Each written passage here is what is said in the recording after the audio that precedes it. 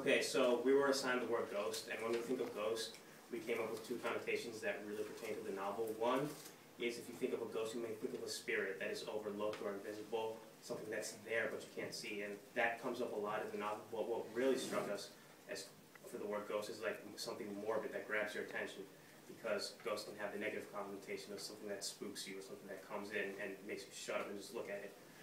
So we found that that hit hard for Nick for his situations, and we found that that really described what the word ghost meant in the novel. So we picked out two situations where ghost really meant something morbid that comes out and grabs your attention.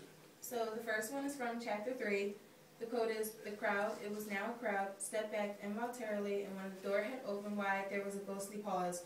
So the word ghost is used to describe a moment here when everyone had to step back and take a pause to realize what was going on. It brought down like the gravity of the situation. And what was it? It was when the car ripped off the wheel when it was leaving at the party. Gatsby's party, and he said, let's back it up, but it was described as a ghostly moment because everyone just stopped and looked and no one said anything for a couple seconds. Okay. So even in the heat of and the gravity of the situation, everyone couldn't help but stare.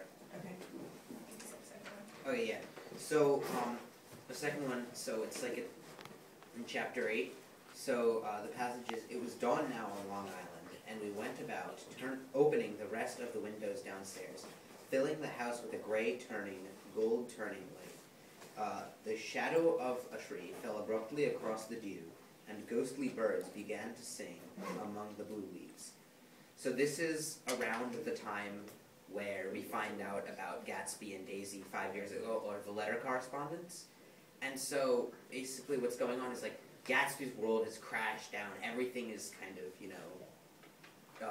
going downhill, and but this moment, this ghostly moment with these ghostly birds captures his attention, even though there's all of these things going around that you would think would be more interesting to Nick.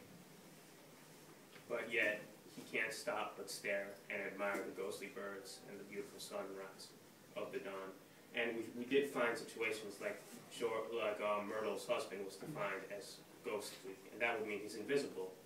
But what really resonated with us was, in most situations, it boiled down to ghostly meant a situation where you can't stop but stare, even though your life around you might be crashing down or something serious might be going on, you can't help but stop.